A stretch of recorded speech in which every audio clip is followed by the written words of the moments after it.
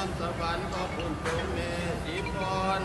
เล่ผู้คำตันมุกดาสวรรค์มีงานเป็นเขาเห็นเจ้าบุญลาสัพพะจึงได้เห็นน้ำตาเทลาพิเศษคงสิทธิพระพรแผ่นามก่อนให้แก่ภาษาวงสวรรค์และผู้คำขึ้นเต็มยศในปรากฏในแผ่นนีรัญญาสุวรรณปตาเกินเป็นพระผู้ญาณมีท่าจาริญานามบังสุศาสนาวิโรโสติปลาเจ้าสังโฆนุจาติที่2 บาท2 บาทสีสังฆาสัมมาคีภายในและภายนอกภายในมีพระคำบุญทวีวิจิตตธรรมโมเป็นเก่ากราบทั้งสังฆเจ้าน้อยใหญ่เป็นประธานภายนอกมีพอขาวอันเล็กทอนสวรรค์ของงนคำแมวนอแป้งทอนสวรรค์พ่อบุญจงแม่สีพรและผู้คำท่านมุกดาสวรรค์พรมวิหารเป็นเขาเป็นเจ้ามุลลาสัทธาจึงได้เห็นมันตาเทลาพิเศษกติเลสิทธิปพรแถมนำมาก่อนให้แก่ภาษาวงสวรรค์และผู้คำขึ้นซึมยศในปรากฏในแพทย์หิรัญญาสุวรรณปตาเกินเป็นภาคูญาณเมธาจาริญานามวังโสสัตตินาวิโลโสติปราเจ้าสังโฆ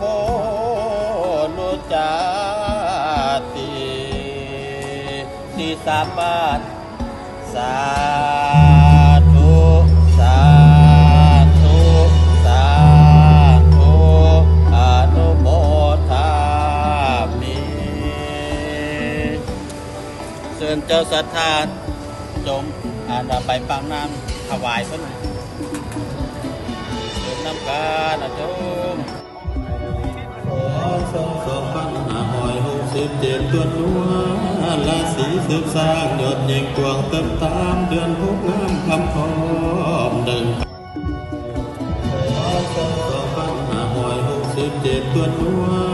ราศีสืบสร้างยอดยิ่งกวางเติมตามเดือน6งามคำพร้อมเดินคำนอมน้ำมาวันอาทิตย์วันเป็นวันดีวันสยาติธิอมุตตะสุสิทธิโยลำละดูหิมันตาปิจักจ่าเป็นปกติมาพร้อมพัดเข้าเหมือนยันไม้ปัจจันถ่ายสวยโซถูกเมืองโสดสันเด็ดไปตัวละไว้เป็นผู้จับเลือกอยู่เมืองใสถึงหน่วยชื่อว่าอุตราภราภูนี้เป็นลูกใสสนิทอันสถิตสะทงในกรุงแก้วนาวางสิทธิพานหอมหอมขาดเข้าในกรุงแก้วเสือว่าเมษาพานัสีตนมุนีเตรียมโลกสิทธิโสลำบอนลิสุดเทพบุตรทางเก้ายกย่างเข้าสู่ราศีสังฆาสมาธิภายในและภายนอกภายในมีพันละคำบุญทวีวิจิตตธรรมโมเป็นเข้ากับทางสังฆเจ้าน้อยใหญ่เป็นประธานภายนอกมีพ่อขาวอเนกทอนสวรรค์พ่องูลคำแม่นกแพงทอนสวรรค์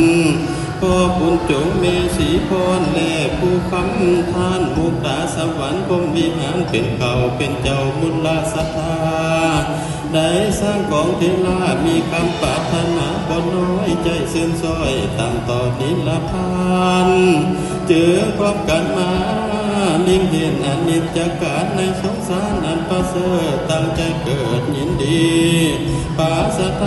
ธาแห่งภูกาทั้งหลายจึงได้ผลควายหาปัจจัยญาศาสตร์เป็นต้นอาจยังเงินและคำน้ำนอมมาถูกแห่งมาแบ่งสื่อหลายประการสื่อทั้งหิรัญญาสุวรรณปตาสื่อทั้งกุสัญญาจีวันละเป็นเขาสื่อทั้งมอนเท่าและคำพิเศษตาสัตตาลำบัดและองค์กัง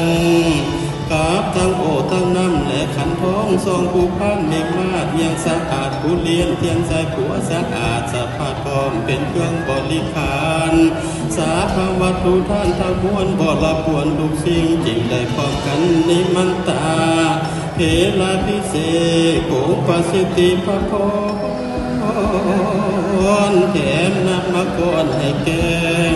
พระสาวก งสวรรค์ได้ผู้คำขึ้นตึมโยดในปรากฏในแผนที่ลัญญาสุวรรณปัตตาเกินเป็นพระผู้นาวะเมธาจาริยะนามาวังโสศาสนาวิโลโสติปราเจ้าสัมโพลุจาติตีของบาทเดียว